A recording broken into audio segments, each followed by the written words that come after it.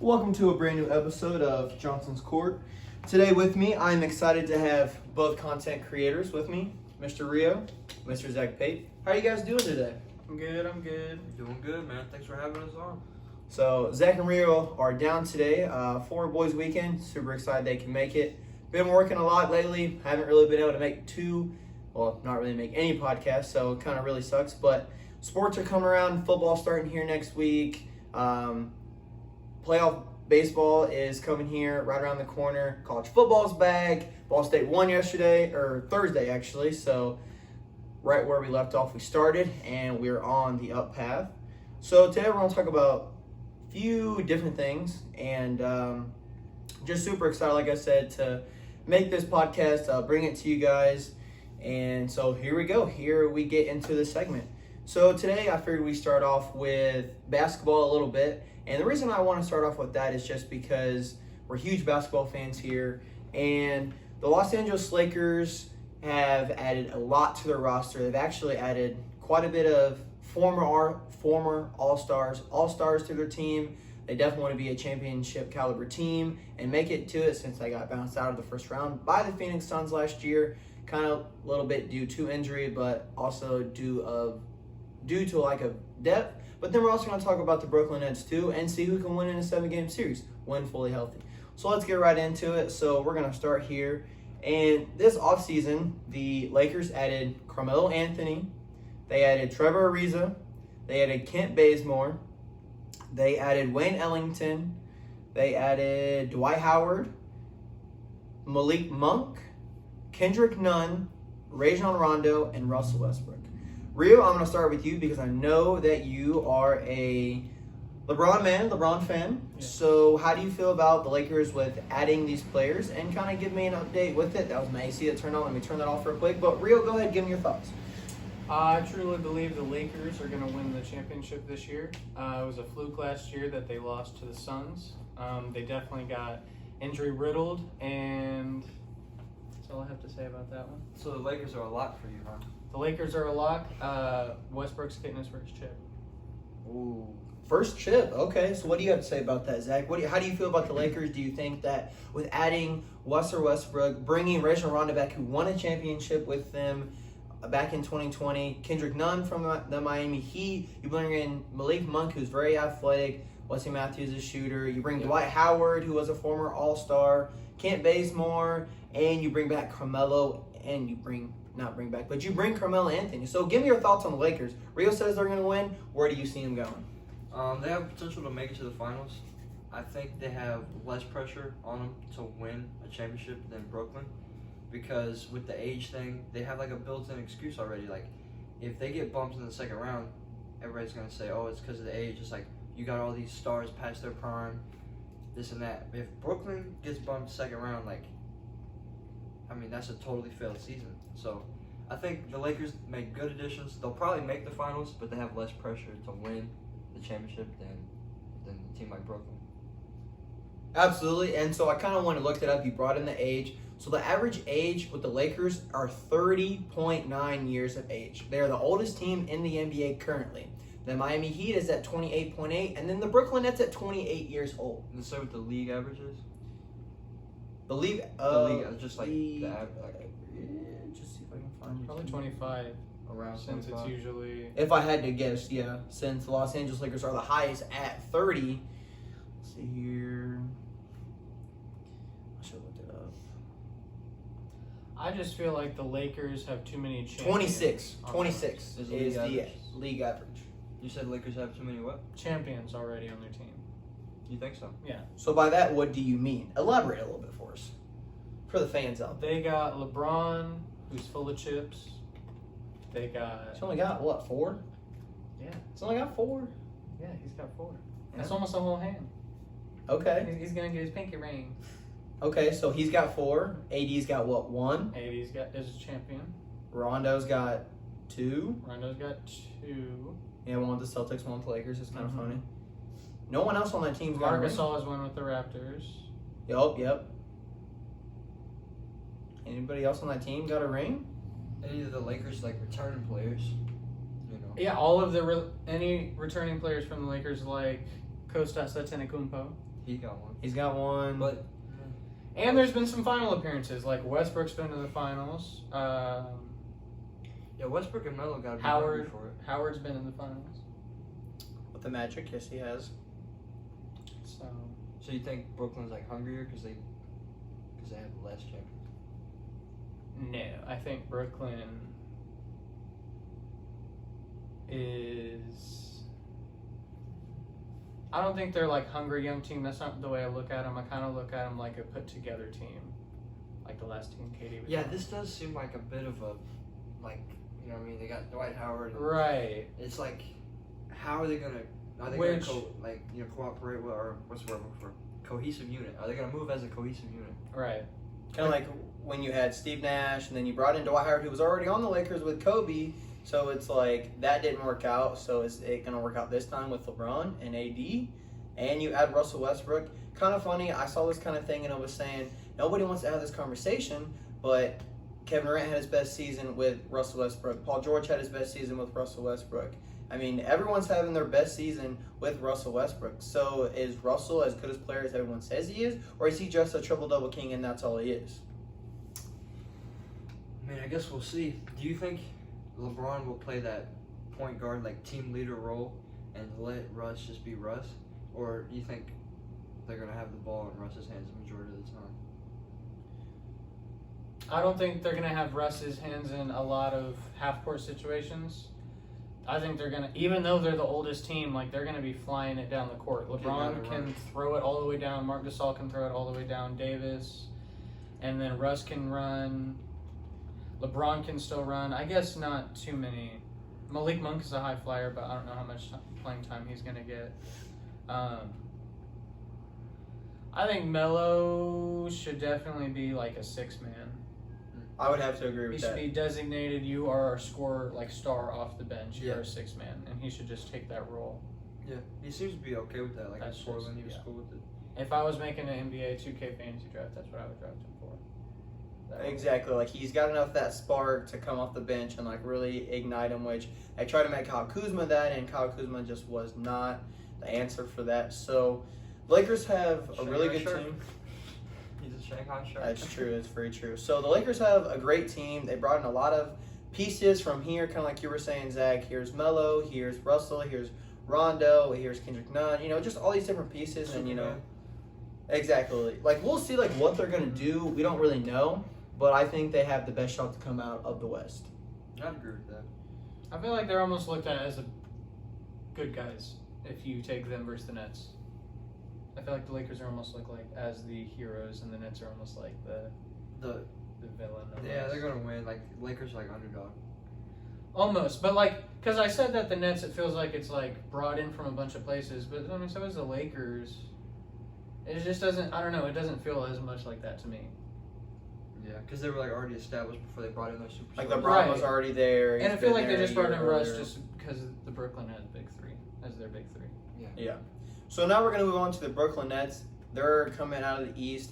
And obviously, you know, they've already got Kevin Durant. They've got James Harden, Kyrie Irving, Blake Griffin, Joe Harris, Bruce Brown Jr., Nicholas Claxton, which he played quite a bit of minutes last year. And actually, with that, it kind of brings it up to me. DeAndre Jordan he got traded to the Grizzlies or something. He's going to get bought out, and he's potentially going to sign with the Los Angeles Lakers. So now the Lakers are going to have DeAndre Jordan as well. The Nets have Patty Mills, and the Marcus Aldridge is coming back. They said his doctors told him that he was cleared to play. I don't know if that's a healthy decision or not, but he wants a ring, and he thinks this is the best opportunity that he can do. So kind of with all the other players, I mean, you don't really know too much about them. They did get Jahlil Okafor. So I mean, there's a big man to replace for DeAndre Jordan. But you know, we talked about it. The Brooklyn Nets average age is 28 years old. There's a lot of players I didn't name. But you know, we'll start with you, Zach. How do you feel about the Nets this season? Do you think, like you were saying, is it championship or bust, or how do you see them? Do you see them coming out of the East? What are your thoughts on that? Yeah, for sure, championship or bust, assuming they stay healthy. I mean, that's probably the only reason they didn't win the championship last year, because of injuries and stuff. But that's part of it. You got to factor that in. Mm-hmm. And it's tough, like, when you look at their roster, like, if one of their three superstars gets hurt, they're probably not going to make it out of the East. But if all three of their superstars are healthy, then they're like probably gonna win a championship. So they're like hit or miss. Like if they stay healthy, they're probably the best team in the league. But if they lose one of their three, they probably won't make it to the finals. So assuming they stay healthy, I got them winning the whole thing. All right, we got the Lakers winning the whole thing. We got the Nets winning the whole thing. How do you feel about the Nets? The Nets, I definitely feel like injuries are an issue. Kevin Durant, the later and later that he gets into his career, he has been dealing with just more injuries. They're just piling up. But did you see that KD came back from tearing his Achilles like Kobe did, went and played in the Olympics, won the gold medal, and didn't get hurt? He did.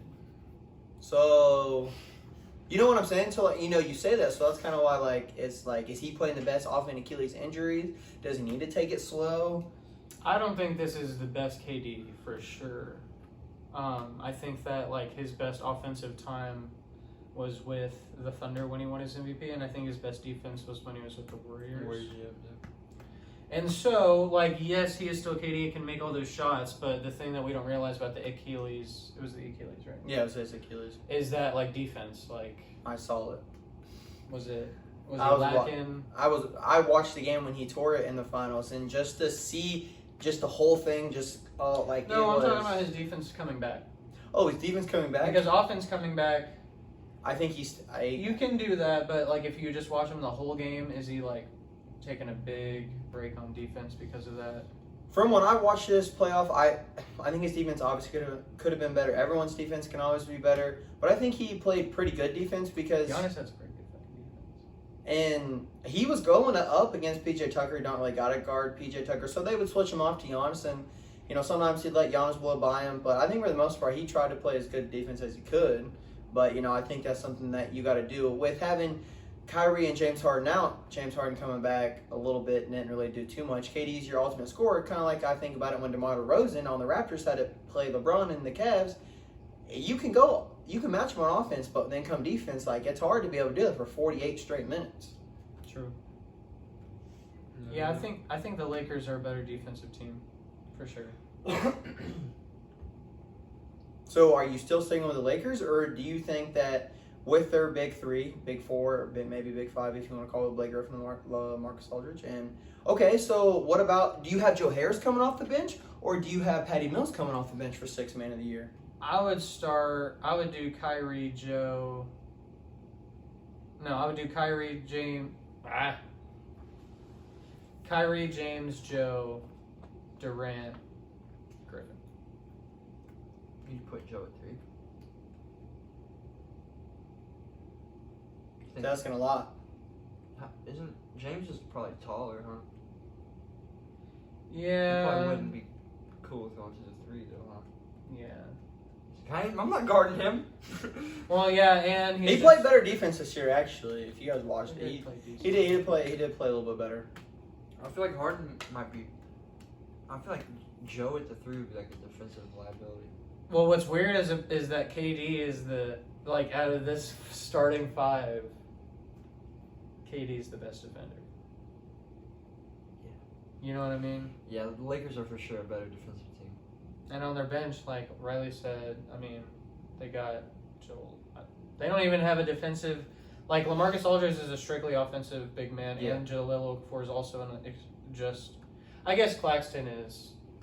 He played a lot of games last year. He's got defense. So at center. I don't believe in the Nets. I take the Bucks over the Nets next year. The Bucks over the Nets. That's I what think I'll take. I think Giannis is gonna ride this wave. He's just gonna kill it again. He's not my favorite player, but I feel like he's got a greatness to him. I don't know. He won MVP. He said, "One MVP. Don't call me champion until I win. One MVP again. Didn't win it. Then wins a championship." So. And I know that there's organization, other players, everything, but him staying with the Bucks and coming from a 50 overall, and then winning the championship. Dame, he's so amazing, and he's been on the Trailblazers this whole time and has never done anything. That's true. Giannis can just. I don't know. I just think it's cool. No, I absolutely agree. We kind of talked about that last time. I said that Drew Holiday was the reason they won a championship. Okay, yes, Giannis is the real reason they won the championship, obviously, but I think Drew Holiday was that true factor. Chris Middleton was iffy every game to game, wasn't sure what he was going to do, and then Drew Holiday was that deciding factor. I saw him play with AD, like, he shut down Dame one year and blew out the Pelicans 4-0, so, I mean, I think that was back How in, many like, defensive 17, teams does he 18. Who? Drew Holiday. Drew Holiday, let's look that up real quick. That was a really good swap for Eric Bledsoe. Oh yeah. Like, Yeah. ridiculous. Eric Bledsoe is looking around the court like, what? Who did what? Holiday is like, he's just confident, and he definitely takes on the. It's cool that Giannis is defensive player of the year, but he doesn't have to take on the guard. Like, he doesn't have to take on James Harden or Kyrie like Holiday can. So I think that's pretty good for the Bucks. Because that leaves a big hole if you got Giannis guarding the 1 or the 2. For sure. I don't know. He's a 3-time NBA All-Defensive Team member. Right. Not the most, but I mean, some respect. Yeah. I mean, that's good. That's really good. And he just signed a big deal to stay with the Bucks, so I think he definitely deserved it there. So that kind of wraps up the Nets and Lakers. And so, I got to ask you all this question. Please comment below what you guys think. Do the Lakers or the Nets win in a 7-game series, and what does it go to? Rio, I'll start with you. Nets, Lakers, 7-game series. 7-game series, NBA Finals. Assuming they're all healthy and they make it there.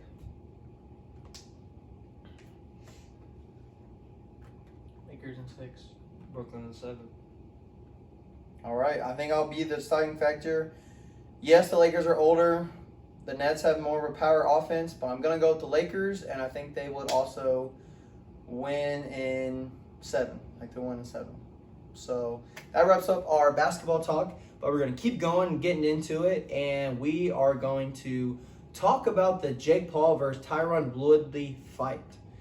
Zach Pate, you were there with my little brother Mason. You went all the way to Cleveland, Ohio, went to Quicken Loans Arena where LeBron brought a chip It's Rocket home. Mortgage now. Rocket Mortgage. Take that back. But he won a chip for Cleveland. And, I just kind of wanted to, see your thoughts, kind of give the people what you thought. You were there. You saw it. You are a fighter. So to give that kind of perspective, what did you think about it? Man, it was a great event. I had a blast. I think the best fight of the night was Amanda Serrano, the co-main event. Just in terms of, boxing skill, she was, world class. Jake, I feel like he won. Some people were saying, maybe Woodley should have got the decision. One of the judges actually gave it to Woodley, which is crazy. I think Paul won for sure. And, bro, to go 8 rounds in, what is this, his 5th fight? Fourth fight. Fourth fight? 4-0. Oh, wait, okay. 4th fight to go 8 rounds. That's crazy. No pro boxer does 8 rounds in their 4th fight. You start off 4-round fights, 4-round fights till you're 10, 15 fights in. Then you go 6 rounds, and then you go 8. And championship level is 10 rounds, 12 rounds. For him to jump in with Woodley and go 8 rounds and gas out. He was getting tired 4th and 5th round, breathing heavy out of his mouth. Got cracked. Fucking stumbled against the ropes. That was crazy. That was cool to Yeah. watch. I wasn't there, but I was watching it. So It was wild, and for him to stay composed, stay disciplined, not be forget the game plan, just rah, and end up getting caught. He stuck to his game plan. Move, double jab, feint, move. Woodley had no feints. He was just stalking him down, and he'd throw one punch. There was no there was no double jab right hand, 1, 2, 3. He didn't put combos together. If Woodley was more active, it might have looked like a different fight. But also, if Woodley was more active, he might have gassed out too. And Jake landed a really big overhand on him, late in the fight, 6th or 7th round. Kind of baited him in, bang, cracked him with a big right hand. The kid's got power, dude. He cracked Woodley, and Woodley was a 5-time UFC champion. So I was thoroughly entertained. Some people, wanted to stop boxing. I'm gonna keep watching. I'm a Jake guy. I'm kind of bought into the whole thing. I want to see him keep winning. Some of the stuff he says is a little bit over the line, and I wouldn't say it. But in terms of just watching him, how good he's gotten in 3 years, that's impressive. might be a little bit of PEDs involved, but either way, bro. I mean, I love watching it, and I'm just gonna keep watching the show. What did you think, Rio? Did you catch any highlights or anything like that? I saw the after fight, and I saw that Woodley instantly wanted a rematch. He felt like he Got robbed. He should have won. Yes, he felt like he got robbed and should have won. And when he asked for it, it didn't seem like Paul wanted one. Now, I don't know if that is because he's old news, or he was like, now this guy's angry, and now I don't want to fight him. I don't know. But I caught that. I caught the after interview talking about getting a tattoo and then he'll fight. Is that still happening? It hasn't yet, but it's supposed to. Yes. Woodley said he's got to see some paperwork for the rematch before he gets the tattoo.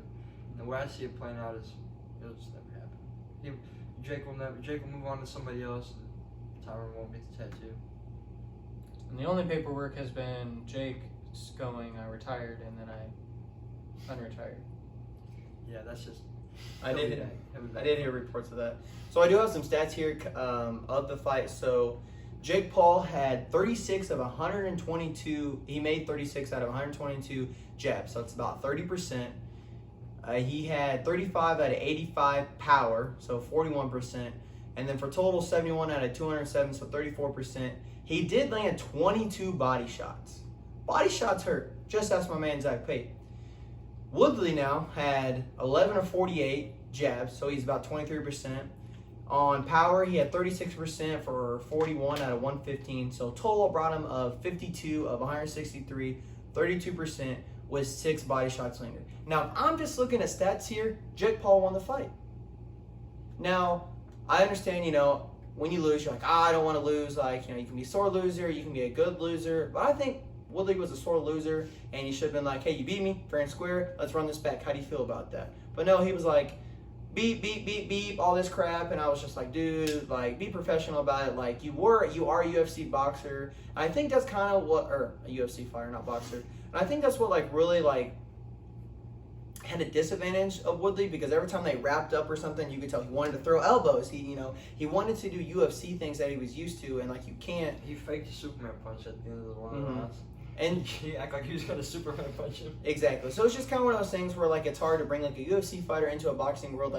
Those are two different worlds. A lot of people are like, well, if you can box, you can do UFC, or if you can do boxing, you can do UFC. It's a whole different game plan. It's a whole nother sport. Yeah, you're gonna hit each other, but it's still a whole nother sport at the end of the day. So I think also Jake Paul did win this fight. I think Woodley, it could have went better, but it went 8 rounds. Every match that Paul had before this only went to the second round. He was clipping him early.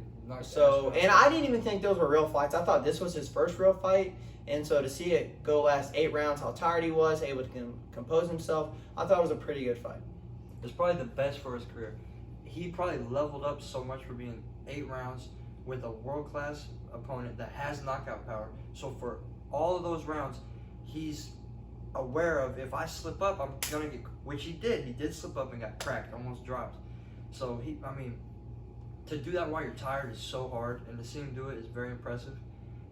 If he were to come out and knock him out in the first round, yeah, it'd have been great, woohoo.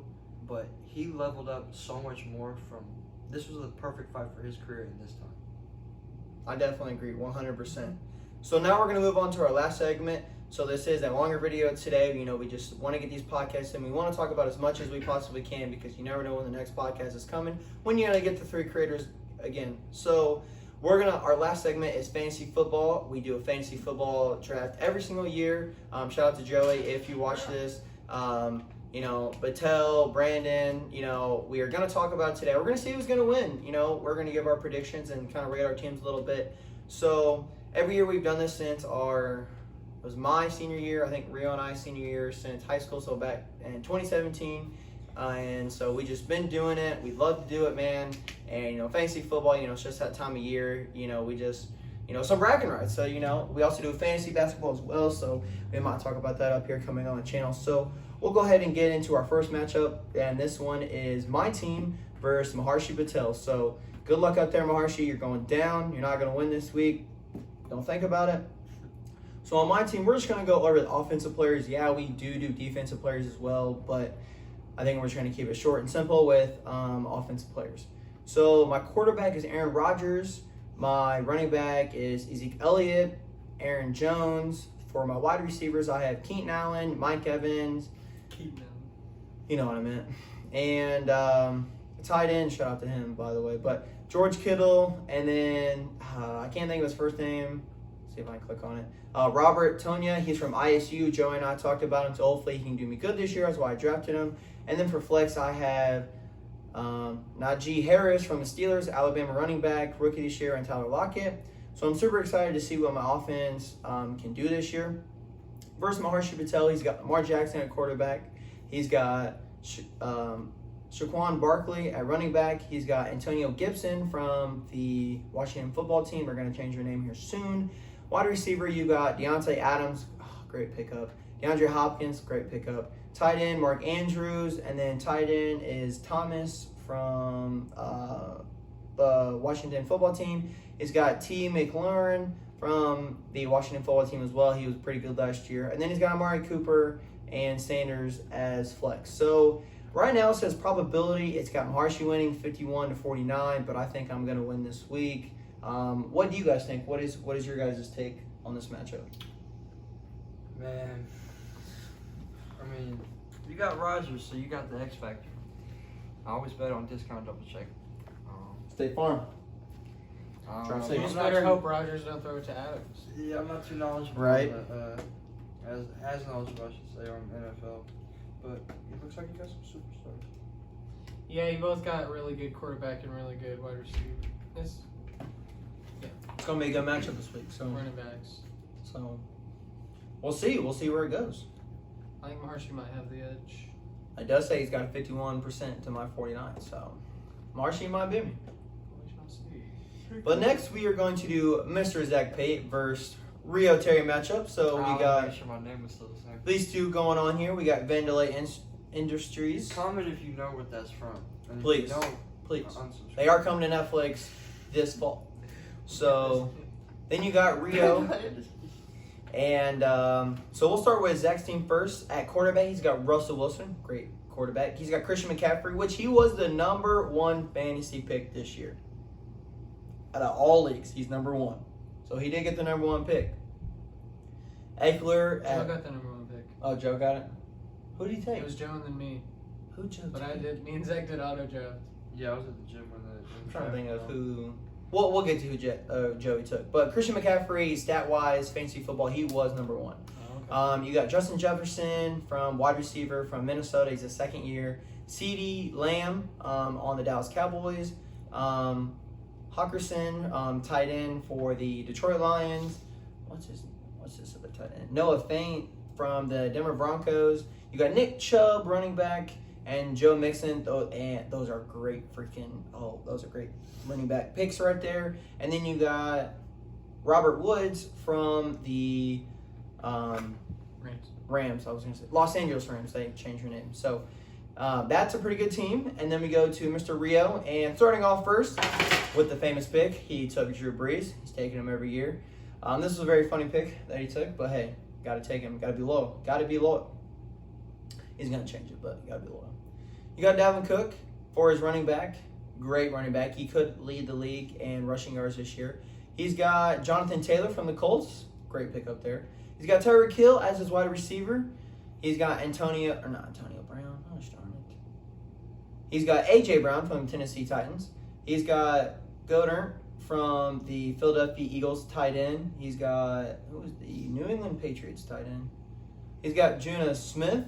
And so let's see what he can do. He's got Carl Edwards Hilaire. That's how you pronounce his name. From the Kansas City Chiefs. He is their #1 back, so it's a good pick. He's got Allen Robinson from the Chicago Bears. I had him last year, didn't do too well. Let's see what he can do. Hopefully Justin Fields gets to play this year. Shout out Biggs. And then he's also got David Robinson, which is their running back. And so, what do you guys think? It says right now that Zach has a 61% chance of winning. Ray's got a 39. Bet the house on me, bro. I'll take Bet the house. Look at the quarterback matchup. That's what it is. Ain't got nothing. On. Drew Brees. That's all I gotta say. I wonder what Drew Brees is projected to make next week. How many points is he projected to He's get gonna next week? get. You think he's projected a lot? How many do you think he's projected? Probably about a donut. Why don't you read this? Can you read the fans what that says? Brees officially retired from the NFL. I don't know if Rio knew that. No, But you did, buddy. No players' insights are like his this week. it's exactly what it says. So we'll see what he can do. Yeah, that's legendary. If so- you keep him as a starter lineup, I mean, And still And what win. if I won the whole thing? And still win. That would Hey, be there great. you go. So now we're gonna move on to Mr. Uncle Bushy versus Brandon Snyder. So they're pretty knowledgeable about the NFL. They know a lot. I think they might have both went to the championship last year, if I recall. I think they probably did. They're very smart when it comes to this. Joe's usually one of the better teams every year. He is normally one of the better teams. So we'll start with his team. He took Josh Allen as his quarterback. He took Derrick Henry as his running back. He took Josh Jacobs as his running back. So he had the number one pick. Did he take Derrick Henry? that water went right through me. I gotta take a little bathroom break. Did he take All the Derrick? way down. Drafted third by Third. So he didn't have the number one pick. Pretty sure Zach had the number one pick. Yeah. So Zach, Joe's Vandalina. Joey had the number one pick. So then he took Stephon Diggs, the wide receiver. He took Calvin Ridley, which is number one receiver on the Falcons now with Julio Jones gone. He took Travis Kelce, a tight end. Croft, tight end for the Jets. And he took Carson, running back out of Seattle. Not too good of a move. He did take Odell. He's a loyal fan. He is a Giants fan, even though Odell's now on the Browns. He's been an Odell fan. And he took Edwards from Buffalo, which is their running back? He's their running back. He did take J.K. Dobbins, but he tore his ACL, so he is not playing, so that pick kind of screwed him there. And then we'll go to Brandon here. He's got Patrick Mahomes, Mr. Patty, as his quarterback. He's got Kamara at his running back. He's got, is his name James Robinson? James Robinson, who is the running back for the Jacksonville Jaguars since their first round pick got hurt. I don't know if he tore something, but he's out for the season. Then you got DK Metcalf at wide receiver. You got, is it Riley? No, it's Robbie Anderson out here. He did pretty well last year. Now he's on the Panthers. He's got Waller from the tight end of the Los Angeles Raiders. He's got Kyle Pitts, the number one tight end in the league this year of rookie-wise, coming out from Florida. And he's got Harris, which is, that's got to be their running back. Damian Harris, don't know how good. You never know too much on the Patriots running backs. And then he's got Chenault Jr. I don't know. Who is this? Have you never heard of him, bro? I've not heard of this guy. Bro, that dude, I ain't never heard of him He, let's see, what does it say? He did get hurt last year, but he's a second round pick, so let's see what he can do. And then you got Munster from the 49ers, and he's a running back, so I think he's the number one running back. So they also took defensive players, like I said, we got into that, so they are pretty good. But this week, they are at a 50-50 percentile, so anybody can win here. What do you guys see? These two, I was telling Rhea, they are pretty knowledgeable about football, fantasy football. They do normally draft pretty good teams, and they're at 50-50. So how does that come out? I think Bushy's gonna win, and where Snyder messed up was he took a Patriots guy. That's his running back that he took. Yeah, he is a Patriots fan. Now that I think about that, I feel like he made that pick because he's a Patriots fan. When you let fandom get involved and you don't just go based off, who's gonna get you the most fantasy points, that's where you slip up. So I got my money on Joey. his backup quarterback is Tom Brady. How many? Snyder. Brandon, yep. He plays for the Buccaneers. But go ahead. How many Giants players does Joe have? How many Giants players? Giants is his favorite team, by the way. We did not say that. He's got 1, 2, 3, Okay. 4. He's got 4 Giants players, but So Giants- 3 of those are on the bench. He only has 1 starting. So it's the Giants versus the Patriots. Let me know how that's going to turn out. Just ask Tom Brady. But anyways, that's funny joke. Hope you guys all got that. Thank you guys so much for watching this video today. Thank you guys for, coming on here, watching this video, supporting us. Like I said, This was just really cool to get different segments in today. We did talk about fantasy football, so hopefully I can kind of make that an ongoing thing. Football does start next week. College football is back this week, so super exciting to see. Notre Dame plays tonight versus Florida State, so go Notre Dame and see if they can win. But, next week starts, so we'll see who goes 1-0, 0-1. We'll just keep updates on it because I think it'd be kind of another cool segment to talk about. So thank you guys so much. Thank you, Zach and Rio, for coming on Johnson's Court today, and we're going to go make some basketball videos. Right on. Yeah, for sure.